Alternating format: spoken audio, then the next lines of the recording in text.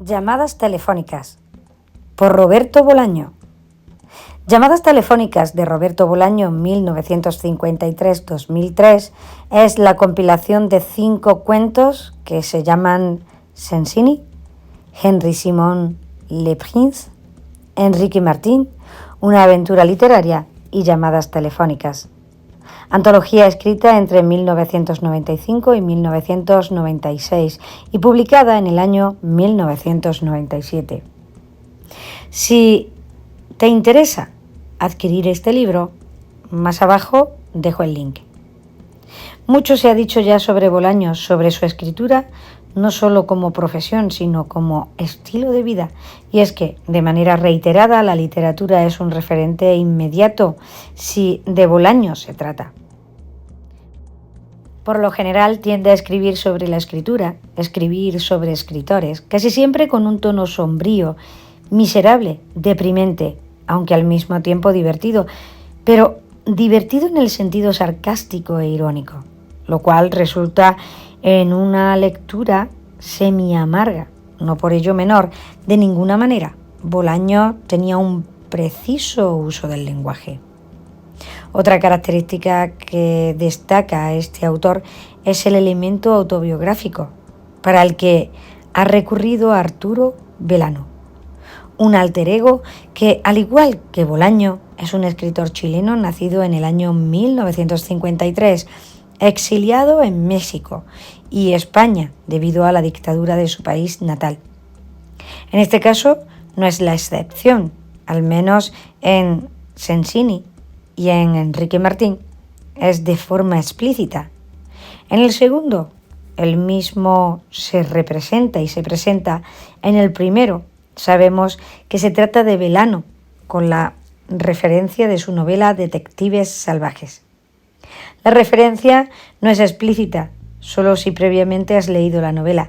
Sabrás que es en el capítulo 2, el más extenso, cuando entrevistan a Mary Watson, que sabemos que Belano se encontraba en Barcelona a finales de los años 70 como guardia de un camping. Sensini es una historia divertida por el uso de la ironía y la burla hacia los concursos literarios. Sensini era un escritor argentino venido a menos en los años 70. Tuvo que huir a España por la dictadura de su país. Aunque ha sido condecorado y reconocido en otros tiempos, las editoriales actuales no lo buscan más y sus libros han quedado en el olvido. En un concurso literario, Arturo Belano, aunque ya dijimos que la referencia no es explícita, ha resultado ganador del tercer lugar, pero se da cuenta de que el segundo puesto fue para Sensini, un escritor que él admira. Así que se da a la tarea de buscarlo. Comienza entonces una larga travesía epistolar entre ambos escritores. Sensini relata en sus cartas cómo es que ha vivido en los concursos literarios y de ellos mismos durante muchísimo tiempo y muchos años, y pretende seguir haciéndolo.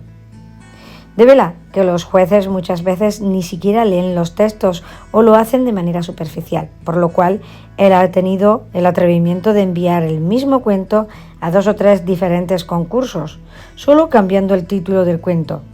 Incluso ganó un par de concursos con el mismo cuento. La amistad se reafirma con cada carta y se toman aprecio. Hasta que un día Belano recibe una carta que asume de despedida, ya que Sensini decide regresar a Argentina. Pasado el tiempo, un buen día se aparece repentinamente en su casa la hija de Sensini, Miranda. Sabe que ella por las cartas. Ella le corrobora que su padre se fue a Argentina en busca de noticias de su hijo mayor, Gregorio, quien estaba desaparecido desde hacía tiempo, pero la búsqueda terminó por acabar con la salud de Sensini, quien naturalmente fallece desconsolado. La llegada de Miranda a la casa de Belano es inesperada, nunca antes se habían visto. Al hablar sobre Sensini, el encuentro se torna una especie de cierre de un ciclo o fin de un duelo, tanto para Belano como para su hija. Sensini es una referencia al escritor argentino Antonio Di Benedetto, 1986, amigo de Bolaño, con quien efectivamente mantenía una relación epistolar en España, cuando ambos estaban refugiados debido a los conflictos en sus respectivos países. El cuento está escrito en primera persona y solo sabemos que es Sensini por lo que el protagonista nos dice de él. El final es llano, necesario y casi podría decirlo que Belano no pudo darle un cierre a la relación con Sensini. Deja una sensación algo nostálgica. Dato irónico de Sensini: obtuvo el premio de narración Ciudad de San Sebastián en el año 1997.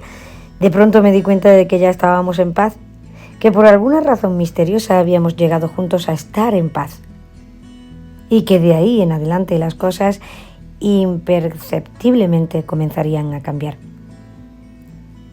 Henry Simon Le Prince, por supuesto, es un escritor fracasado, es decir, sobrevive de la prensa canalla parisina y publica poemas que los malos poetas juzgan malos y que los buenos poetas ni siquiera leen. Y también publica cuentos en revistas de provincias. Es de mediana edad, soltero y se ha acostumbrado al fracaso. Otro cuento de escritores, mejor aún, de un escritor fracasado llamado Henry Simon Le Prince. El contexto es Francia. El tiempo es pre, durante y post la Segunda Guerra Mundial. El mundo literario al que Le Prince quiere pertenecer no lo reconoce, lo minimiza, incluso les incomoda su presencia. Está tan acostumbrado al fracaso que cuando el grupo de escritores colaboracionistas le brinda una oportunidad en una revista, la rechaza. No sabe cómo aceptar un trabajo así, no sabe cómo ser importante en algún lado. Por lo que termina haciendo de recadero, chofer, rescatista y mandadero del grupo de resistencia, quienes más o menos lo identifican y usan a su conveniencia.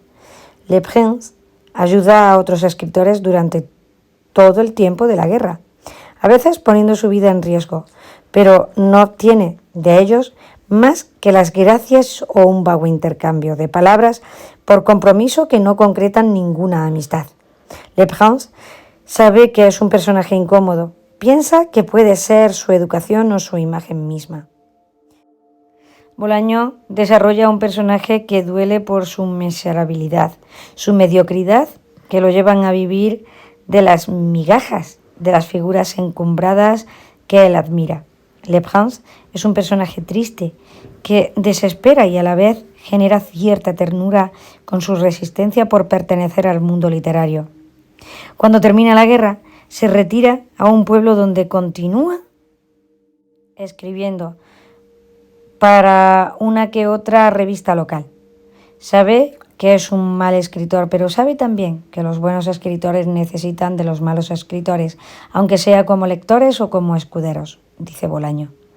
No sabe si el relato es conmovedor por el personaje o porque toca fibras muy sensibles. Hace que nos preguntemos si nos identificamos con Le Prince y hemos nacido estrellados o si somos como los demás escritores que le reúnen y tenemos que estrellarnos como él. Enrique Martín: un poeta lo puede soportar todo, lo que equivale a decir que un hombre lo puede soportar todo, pero no es verdad. Son pocas las cosas que un hombre puede soportar de verdad. Un poeta, en cambio, lo puede soportar todo. Con esta convicción crecimos. El primer enunciado es cierto, pero conduce a la ruina, a la locura, a la muerte. Uno más sobre escritores, pero otro personaje fracasado que insiste en no serlo. No puede con su falta de talento. Enrique Martín es un cuento narrado en primera persona donde el narrador no es el protagonista. Nuevamente se trata de Arturo Belano. Aunque esto nunca es explícito, en el cuento lo podemos deducir por algunos datos que brinda. El narrador nos lleva por la historia de Enrique Martín, un mal poeta, solo leído por sus amistades y publicado en revistas de poco tiraje. Sin embargo, se le tenía un gran aprecio en la comunidad literaria debido a su tenacidad. Nunca deja de luchar por ser un buen poeta. Tanto así que costeó una revista de literatura que incluyó a varios escritores amigos, pero no a Belano, situación que trunca la amistad. Por alguna razón, Enrique Martín insiste en aparecer en la vida de Belano con el afán de que éste leyera sus poemas y le diera el visto bueno. La relación se reanuda de forma muy forzada. Belano era indulgente en sus comentarios como crítico, porque en realidad no le interesa. Finalmente, Enrique anuncia su retiro definitivo de la poesía, ya que asevera que al fin ha comprendido que no necesita hacer el ridículo para disfrutar del arte. En una ocasión, Belano recibe una extraña carta llena de códigos numéricos y alfabéticos y un par de mapas por descifrar.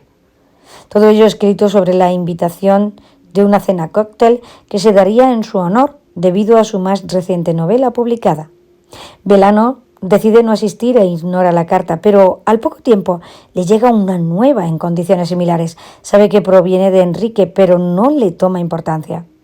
No pasa mucho para que Enrique se aparezca de nuevo, esta vez de imprevisto en su casa, solo para entregarle un folder que le solicita guarde por él. No da más explicación y se va. Belano se entera un par de años después de que Enrique tenía una librería con su ex esposa. Al parecer les iba muy bien, por lo que la noticia de su suicidio le sorprende. Belano no sabe cómo sentirse al respecto. Nos recordaba que tenía el folder misterioso de Enrique y al revisarlo se percata de que son poemas, pero no había ahí ningún indicio del motivo de su muerte. Sin duda es un relato triste, un escritor que insiste en ser poeta, que admira a otro escritor, pero que de él no recibe nunca más que malos elogios. Nunca fueron buenos amigos, las expectativas altísimas de Enrique no empataban con las nulas de Belano, a quien poco le importaba el mundo en realidad. Hasta su suicidio fue plano. Se podría pensar que nunca dejó la poesía del todo, que aquel sobre que le dio a su amigo era su último intento de ser poeta y terminó derrumbado.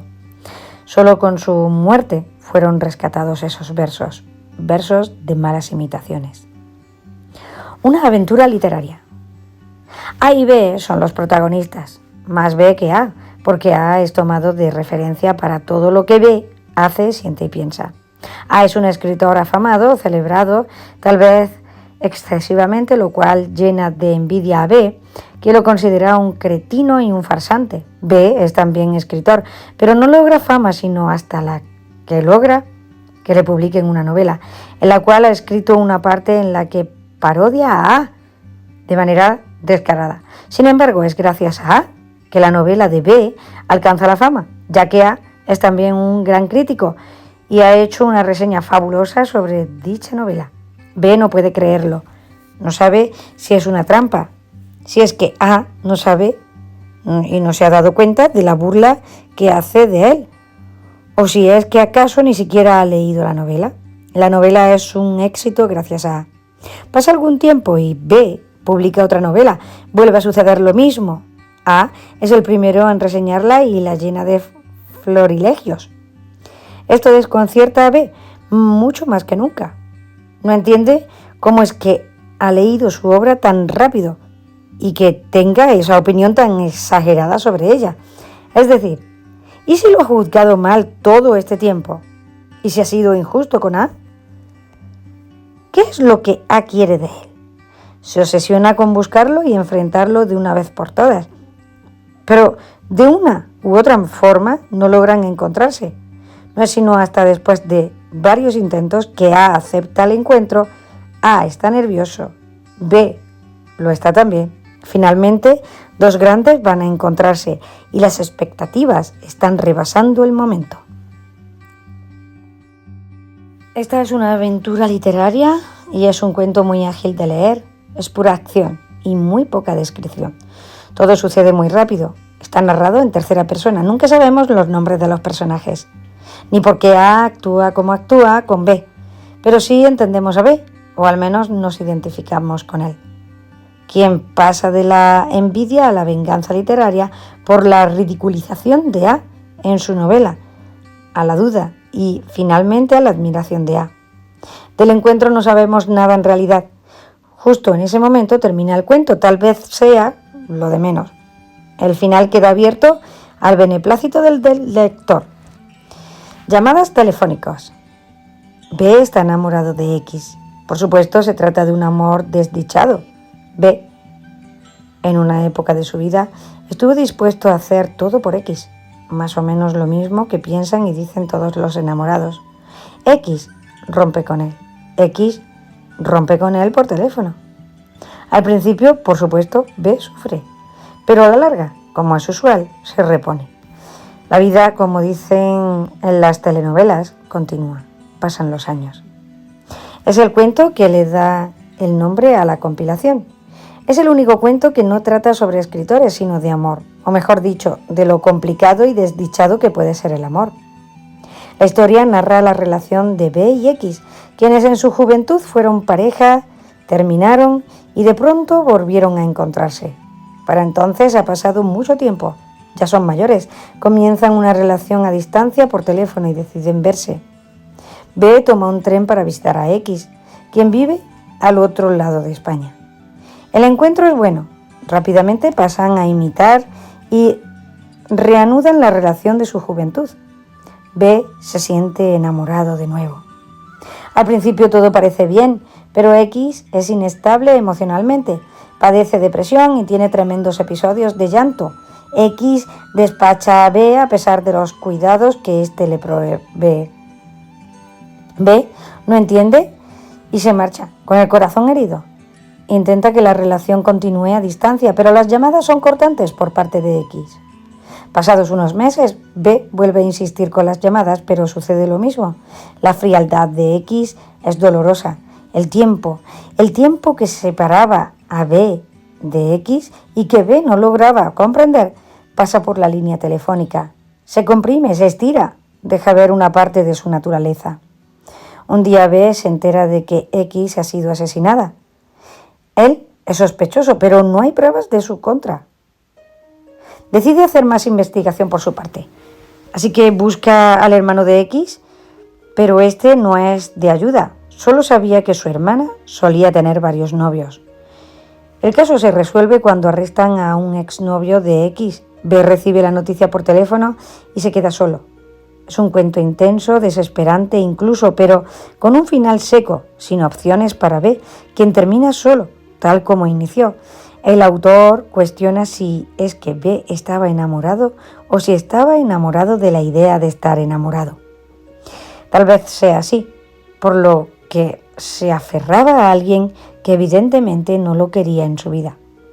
Es una historia desconsoladora y tan común que abruma. Comentario final. A excepción de Sensini, los demás cuentos son de desazón tristes, se podría decir. Son tipos perdedores, escritores venidos a menos, que no serán recordados luchando por ser algo que no son. También están los últimos dos cuentos donde el anonimato forma parte de la trama, donde A y B terminan en una relación extraña de emparejamiento en la labor de escritor, y B y X, que no llegaron más que a la muerte y a la miseria. Bolaño es experto en develar esa parte patética que nos acompaña como condición humana. Pareciera que no vamos a ningún lado en realidad, pero siempre hay una parte nuestra de querer ser recordados por los examores, por un buen rival, por nuestro lector o por nuestras lectoras. Alguna vez leí que si escribimos es para que nos lean y nos quieran, aunque sea un poquito, de alguna manera.